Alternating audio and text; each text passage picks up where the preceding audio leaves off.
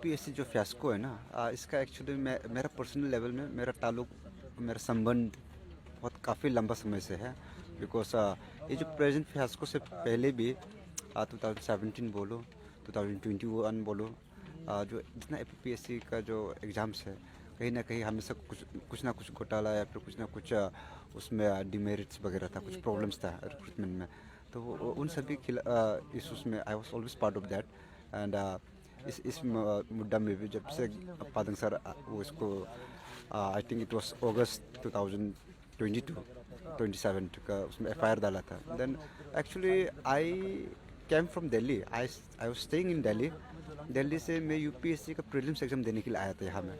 तब से जब ये इशू निकला है, तो मेरा कॉन्सेंस को भी हमको परमिट किया नहीं कि वापस जाने के लिए। तो तब से मतलब मान के चलो कि ये इशू जब से शुरू हुआ है, जिस दिन से शुरू हुआ है, तब से I am here since day one.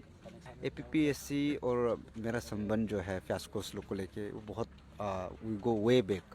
Because I was part of 2017 combined services and 2021, then अभी रिसेंट वाला। तो ऐसे में क्या होता है कि एपीसीएस में वैसे भी मुश्किल से 4 साल में एक एग्जामिनेशन निकल के आता है, उसमें भी इतना सारा घोटाला होता है। तो like I took it upon my self, because मैंने भी अपनी ज़िंदगी में बहुत प्रोडक्टिव जो एज है, किताबों के पीछे बैठ के मैंने बहुत मेहनत किया।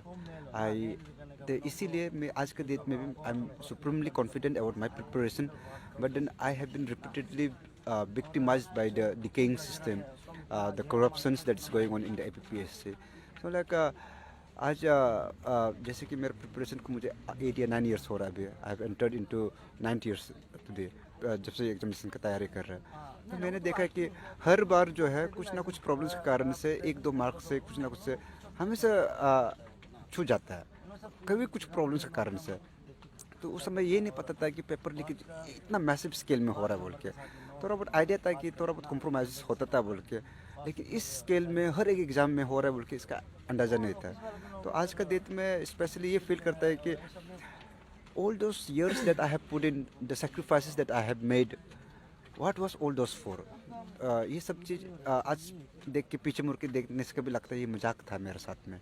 तो आज कन्विक्शन जो आपने मुझे पूछा है वो ये है कि because I have been a primary victim of this compromise system. तो अभी मुझे ये लगता है कि चलो मैंने देखा। मैं चाहता हूँ कि जो हमारे जो यंगस्टर्स है, यंग जनरेशन जो अब ग्रेजुएट होने वाले, जो कॉलेजेस में या तो अब जो फ्रेश ग्रेजुएट है, जिन्होंने अभी तक अटेम्प्ट नहीं लिया, इन लोगों को साथ भी ये सेम पीड़ा दोबारा इनको साथ में जीना ना पड़े। और उसके लिए ज़रूरत है कि हम लोग एक ये जो सिस्टम है हमेशा के लिए ठीक करना ज़रूरी है, क्योंकि हमेशा से आधा अधूरा करके छोड़ के रखता है। तो इसके लिए कभी अकाउंटेबिलिटी एपीपीएससी को कभी सही मायने में हम लोग ठहराया नहीं। गवर्नमेंट हमेशा एपीपीएससी को बचाने में लगा रहता है। तो एस्पायरेंट जो है हमेशा रिसीविंग एंड में ही रहा है, तो कहीं ना कहीं वो बदलाव ज़रूरी है। तो ये जो अवसर पादंग सर के ब्लेसिंग से जो हम लोग को मिला इस बार इतना पुख्ता सबूत के साथ में, मुझे लगता है कि ये इससे आगे तो दोबारा ऐसे मिलने वाला नहीं है।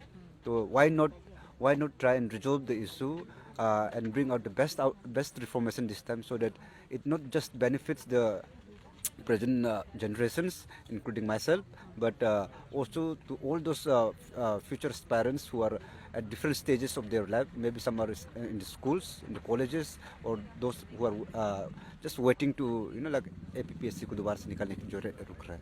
So this gives me a lot of strength and a lot of conviction to pursue the course correction of APPSC as an institution. One line message for the government, just one line. Uh, घर आपका है, नौकरी आपका है, इसका beneficiary भी आप ही हो। तो इसमें जब आप जो ऑफिसर्स आप रिक्रूट करते हैं, आप ऐसे ऑफिसर्स क्यों रिक्रूट ना करते हैं कि वो आपको अरुणाचल को एक बेहतर स्टेट बनाने में सही योगदान दे पाए। क्योंकि ये APPSC इशू जो है, जो भी गलत तरीक़ा से जो उसमें एंटर कर रहा है, उसका टैक्स पेयर का मनी से ही, हार्ड अर्न मनी से ही आप उनको सैलरी देते हो। आपका सिस्टम में ही जब गंदगी है तो ये स्टेट कभी प्रॉस्पर नहीं कर पाएगा। इसलिए गवर्नमेंट से बस एक ही रिक्वेस्ट रहेगा कि इस इशू को रिजॉल्व करने में भी इसका क्रेडिट और इसका जो वो है अच्छाई सरकार के लिए ही है, और इसका क्रेडिट 100% सरकार को ही जाएगा। तो अगर ये इशू रिजॉल्व नहीं होता है तो इसका भी नुकसान, इसका बदनामी भी ये सरकार को ही झेलना पड़ेगा। So the onus is on the government to take upon them to actually see the gravity of the issue, the seriousness of the issue.